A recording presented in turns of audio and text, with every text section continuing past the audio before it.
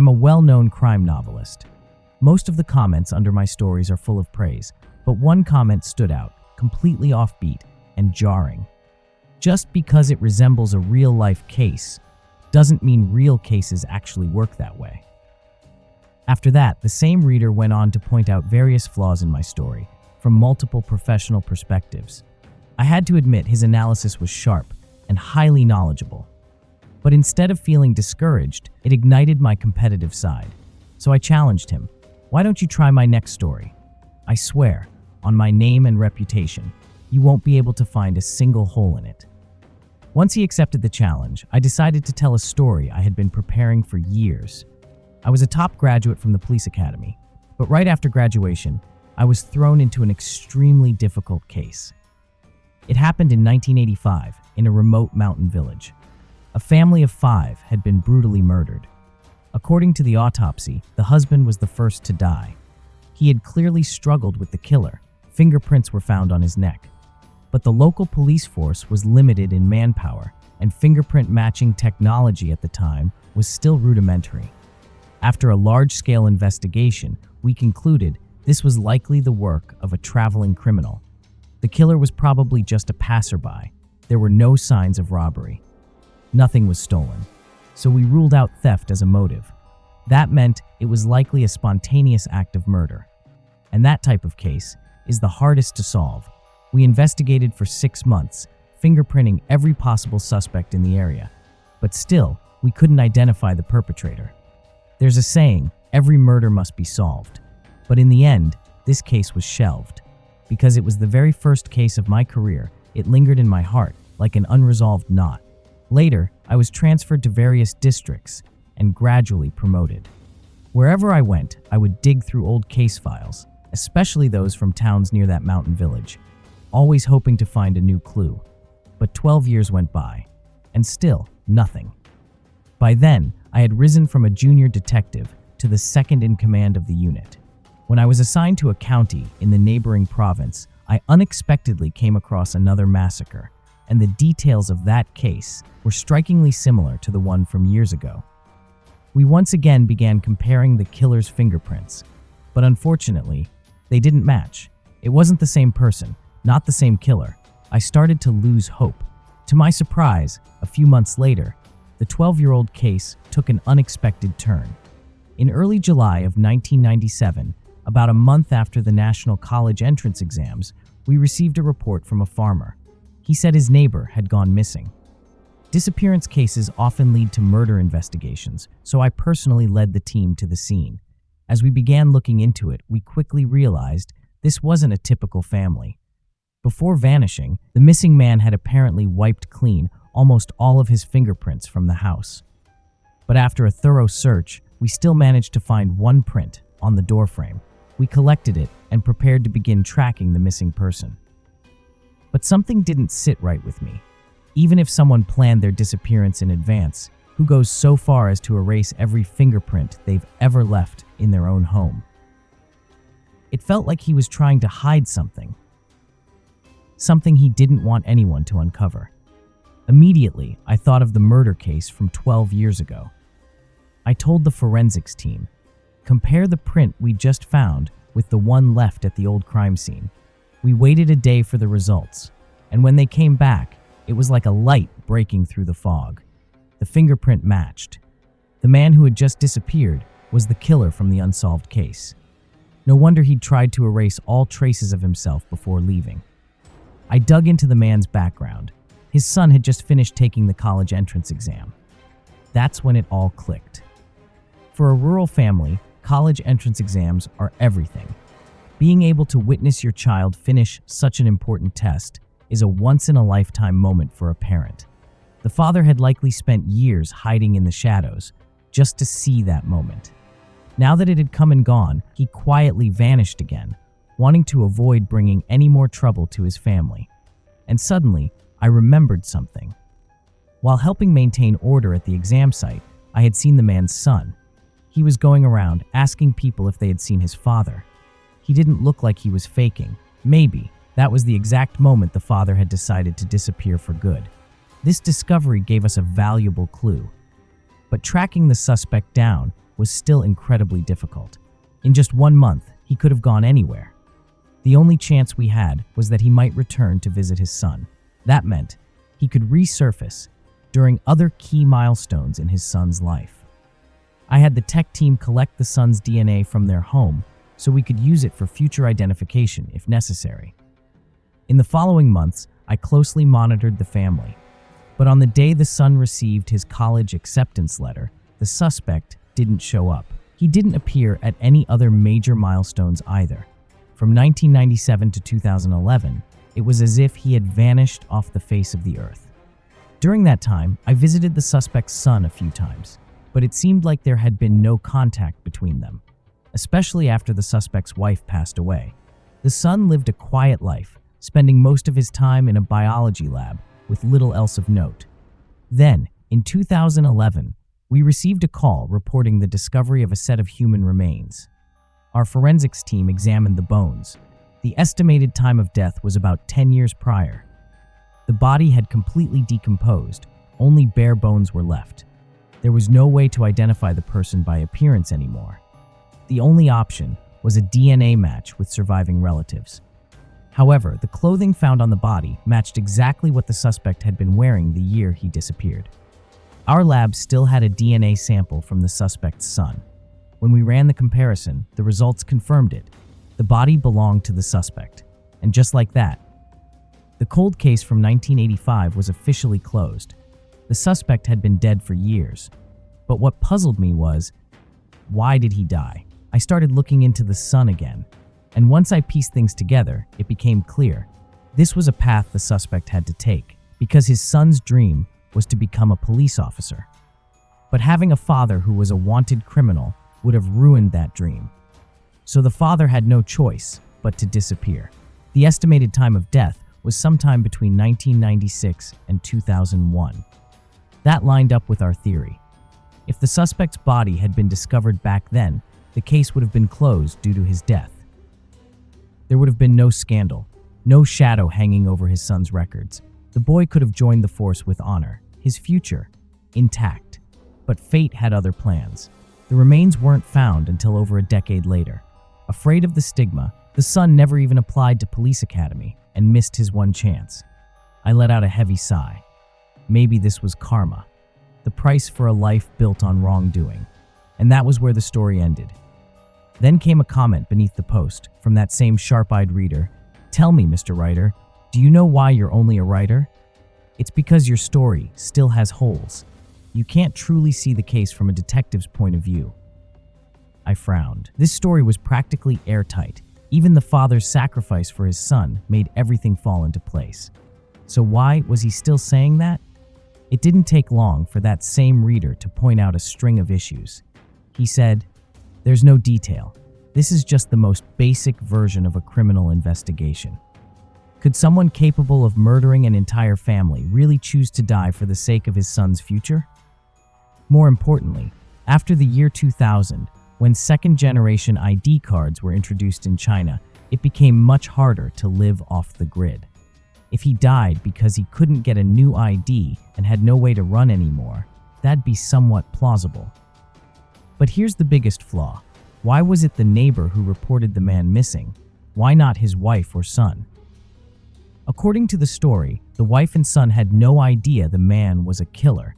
So if the head of the household suddenly disappeared for over a month, why weren't they the ones to report it? That's the real hole in this story. I sat in silence for a moment, then exhaled.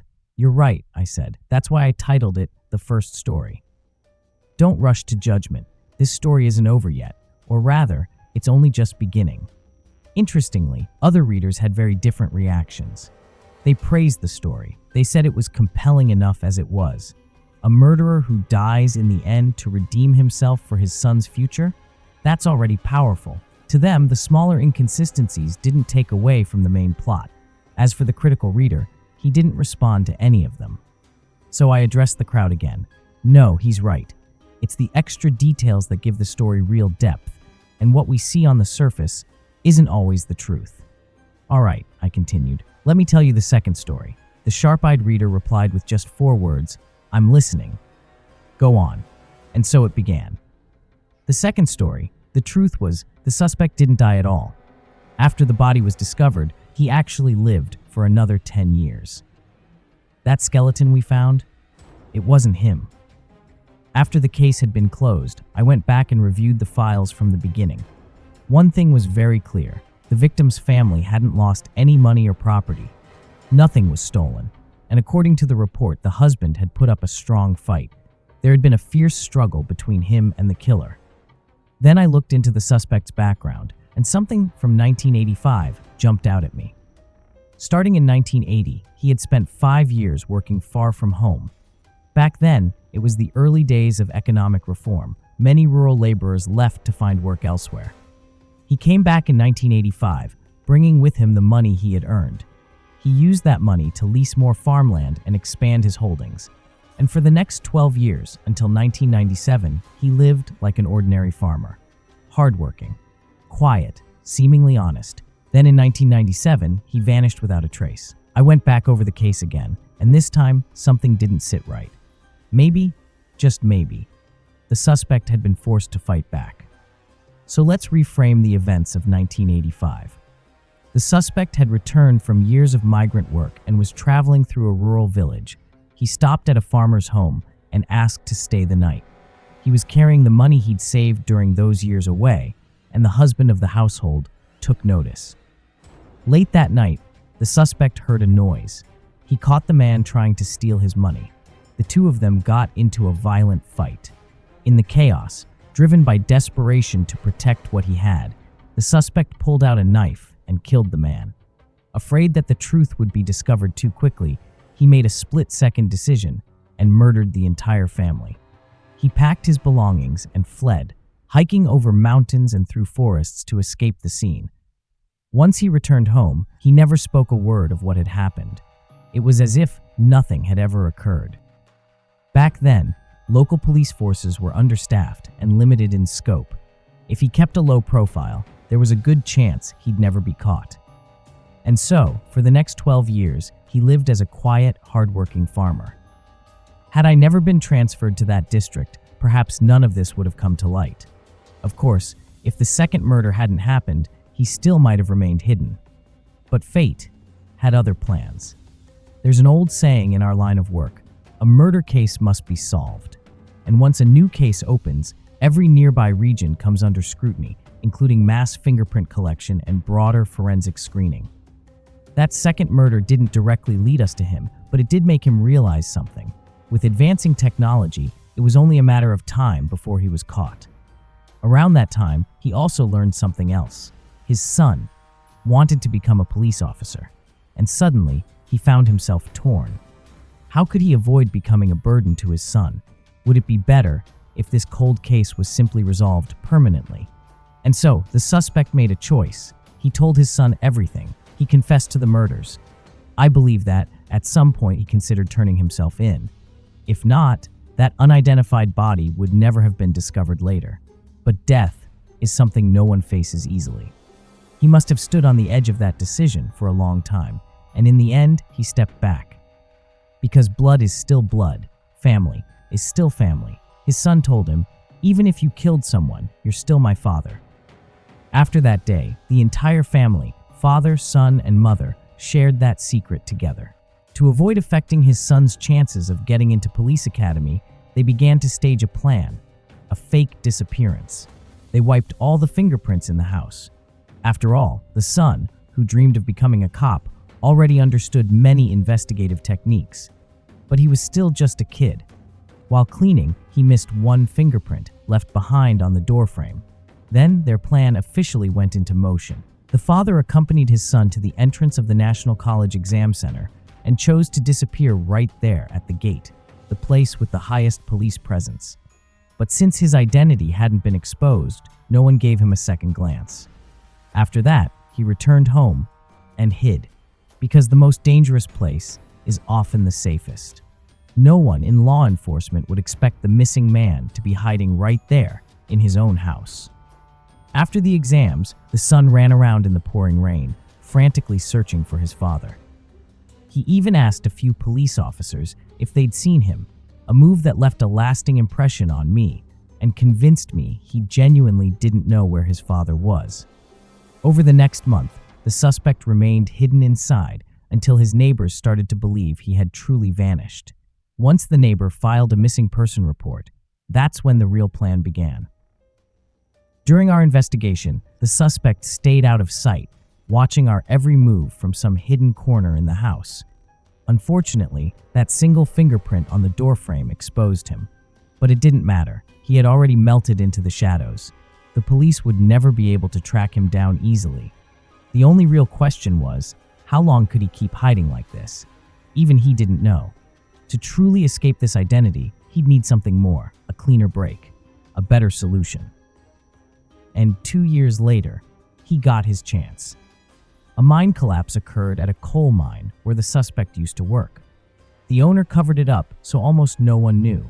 Using his connections, the suspect managed to obtain the identity card of one of the victims, someone whose body was never formally claimed. The man who died was a nobody, unmarried, no family, no one who would notice his absence. And because this happened just before the turn of the millennium, many public systems were still outdated and poorly integrated. That allowed the suspect to assume a new identity and begin an entirely new life.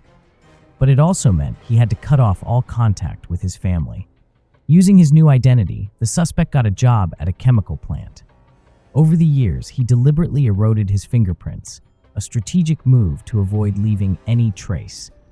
And working in a chemical plant, losing your fingerprints wasn't exactly uncommon. It was even expected. He also found a different way to stay in touch with his son. I discovered this detail much later, when his wife passed away. That's when he showed up. His fake identity had no formal connection to his wife on paper, so there was no reason for anyone to link them. Of course, I only realized this after digging through the official records. It was then confirmed this stranger attending her funeral was the suspect himself. I investigated further and found two intriguing things. First, he and his son had stayed in contact. They wrote letters using aliases, updating each other on their lives. I never managed to get hold of one of those letters, so I don't know what they said. But there was no doubt the son was protecting his father. Eventually, their correspondence stopped, likely because writing too often was becoming risky. So they started exchanging information in person. They had a system. At a specific time, both would visit a quiet noodle shop, one that barely had any business and only served familiar faces. They never appeared at the same time. Instead, they'd leave messages hidden in a fixed location. One would place the message during their meal. The other would arrive later, pretending to just eat noodles and discreetly retrieve it. They exchanged information like this for years. And at some point, those messages included details about that body. Because those events happened after I had officially closed the case. Even when I signed off on the file, something didn't sit right. Why would someone so easily discover a skeleton in such a remote place? And why did that body only surface 10 years after the suspect disappeared? It all started to make sense, which is why I reopened the files and began using my personal time to meet with the suspect's son.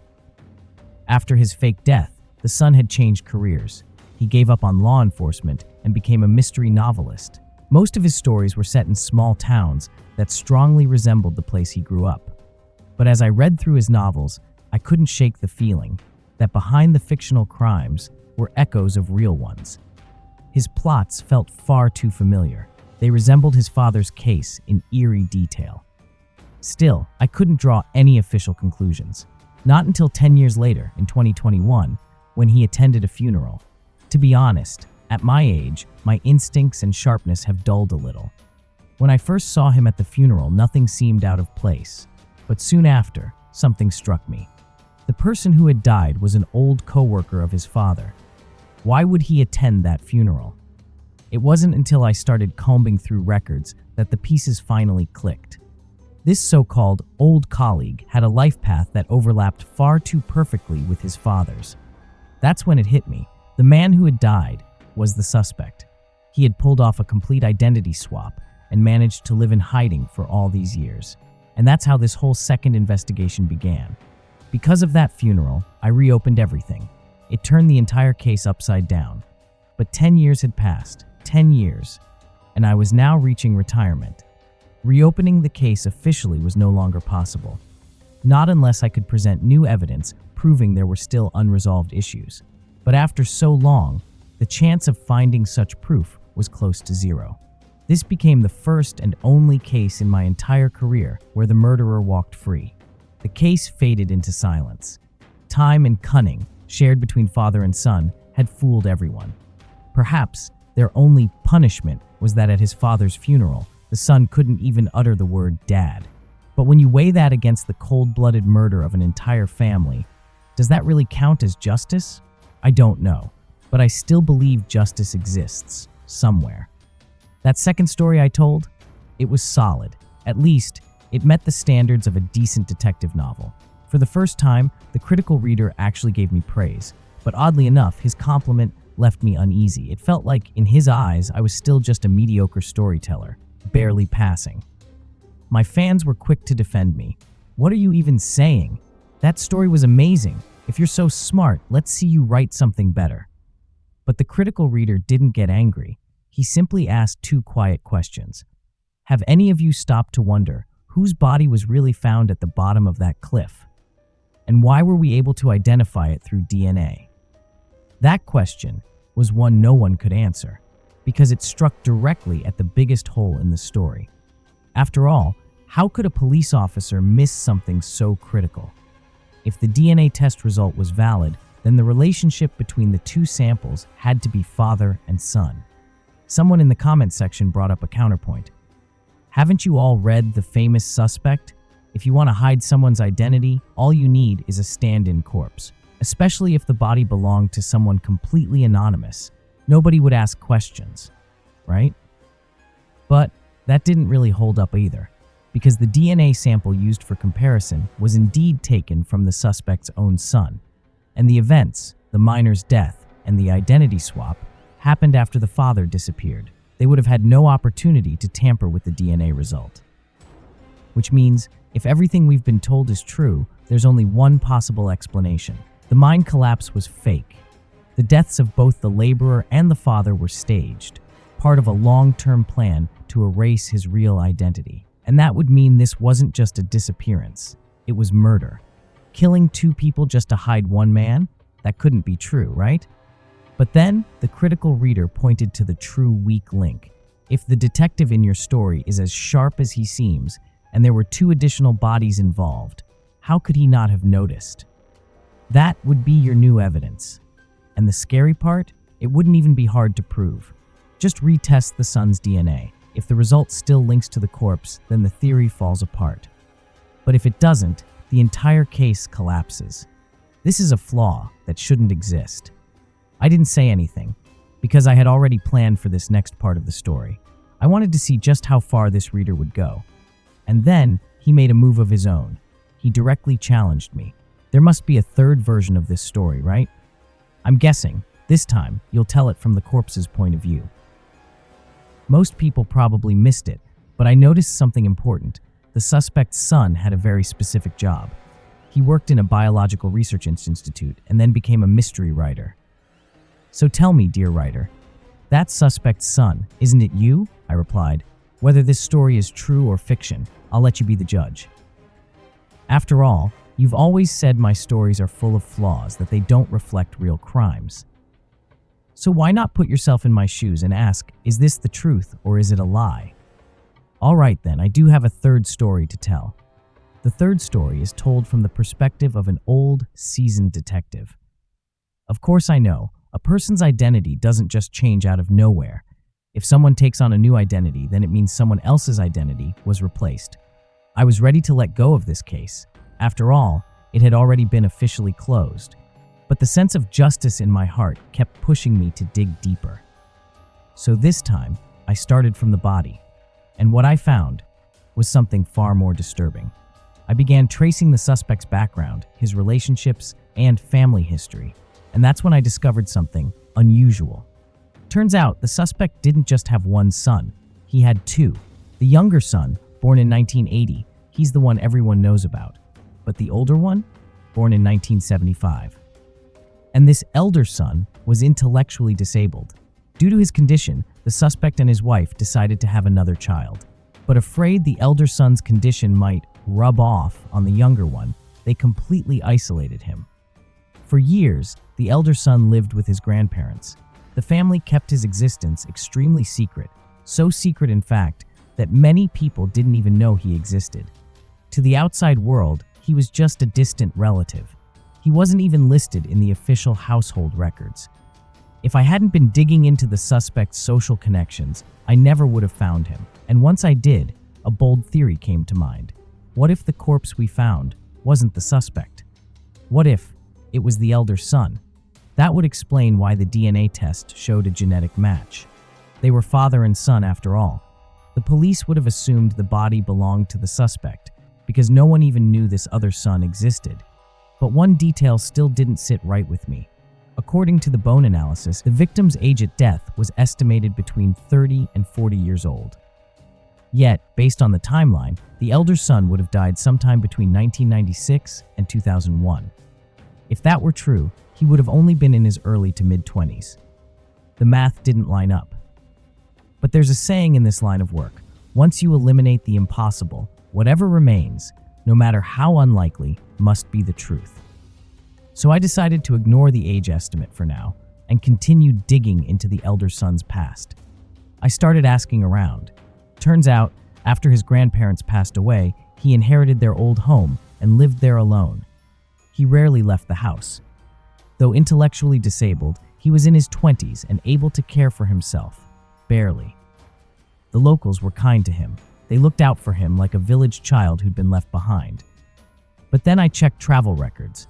To my surprise, he had left the village before. The first time was when the suspect's wife, his mother, passed away.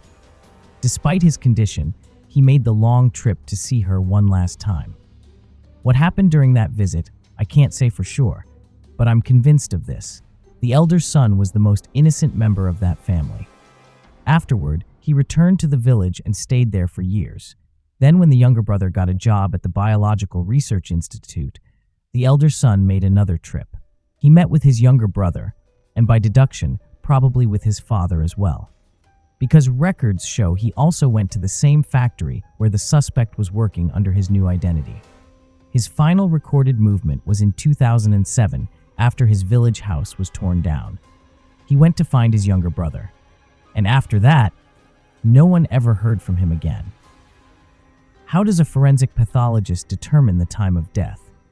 They base it on local climate conditions and the level of decomposition of the body. But what if that decomposition could be controlled? Wouldn't that mean the time of death could be altered? Don't forget, what was the suspect's son's profession? He worked in a biological research lab. He had advanced knowledge of biology.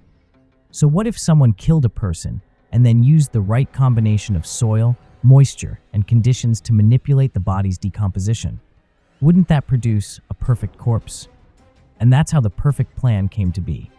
In 2007, when the mentally impaired older brother went to find his younger sibling, the father, the original suspect, was also there. Using some method, he murdered his own older son. Then, using his expertise, he created a controlled biological decomposition environment, most likely something mimicking tropical conditions. Over the next several years, the elder son's body was buried, like a seed in soil. And the suspect waited. He waited for this seed to ripen. Once the body decomposed to the right degree, he would make sure it was discovered, and that body would become his own death certificate. That wait lasted 4 years. By 2011, the level of decomposition was finally just right.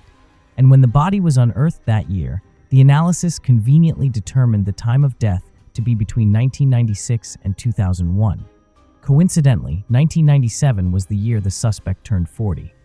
Everything lined up. The police had no idea the elder son ever existed. The DNA match was obvious, a biological father and son. So, naturally, they concluded the dead man was the suspect. All official records stated that the suspect had died in 1997. As for the elder son, his entire life vanished from history, as though he had never existed. After 2011, only 2 people remained, the suspect and his younger son. Now they could meet freely in broad daylight, because the identity of the suspect had already been buried. So when the younger son attended his father's co-worker's funeral, no one batted an eye.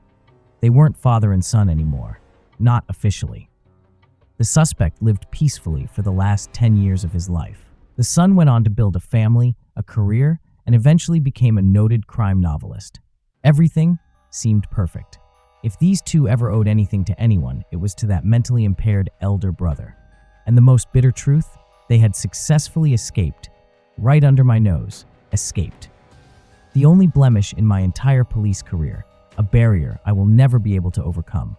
Because no matter how much evidence I find, I can't reopen a case involving someone who is already dead.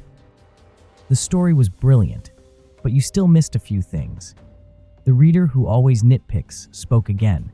This time, he didn't hold back. There's a difference between DNA sequencing of father-son and that of brothers. So if the corpse belonged to the mentally impaired older brother, how do you explain the match in the DNA test? It was a sharp question, but I had already accounted for it. Still, this time, I didn't have the patience to craft another elaborate story. I simply replied, if you let your imagination go darker, just a little darker, you'll understand. The nitpicking reader fell silent. Clearly, he understood what I meant. But the others didn't. They kept flooding the comment section. Sir, can you explain it to us? Killing your own son as a decoy and using your own room to cultivate a corpse, that's already dark enough. I really can't imagine anything worse. This time I didn't respond. The nitpicking reader did. This story was exceptionally well crafted. From my perspective, it could be a real case.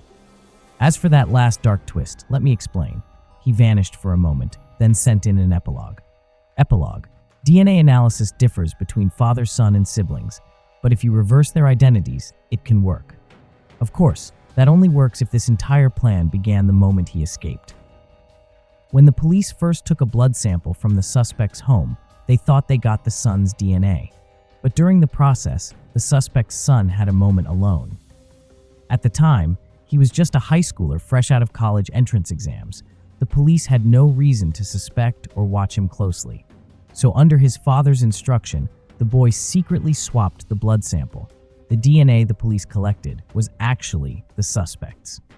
Then, once the elder brother was killed, and his body later discovered, the DNA test showed a father-son match, just reversed.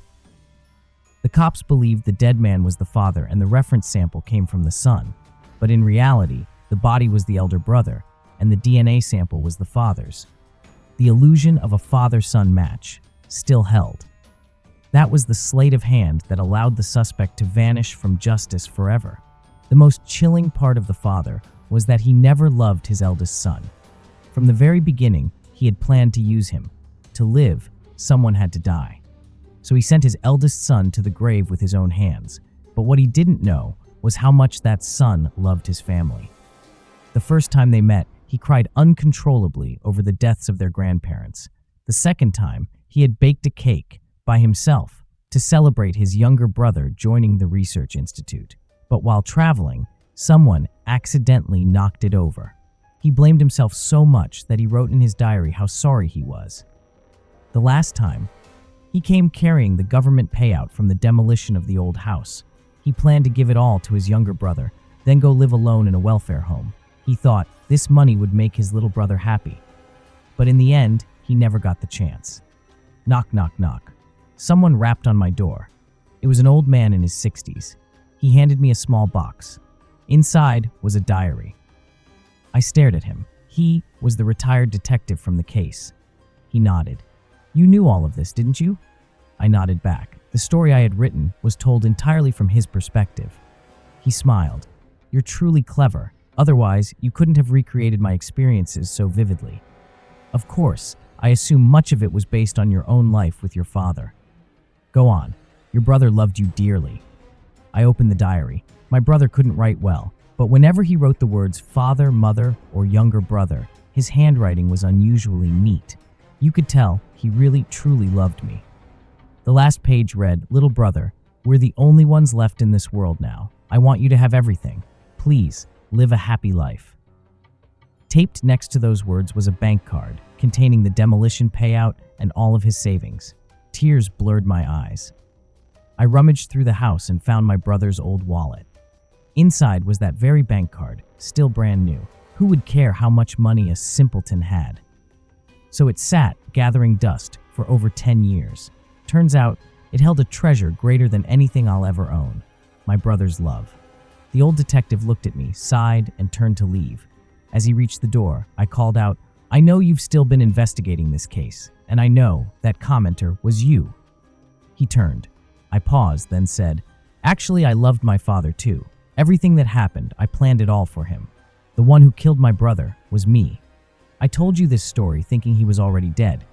So if he took the blame, I could live in peace." The old man looked at me. "You already succeeded. Why say this now?" I choked on my words. "I'm afraid. Secretly writing this story, maybe, just maybe, I'm only doing it out of guilt. My brother's love was the final straw that broke my back.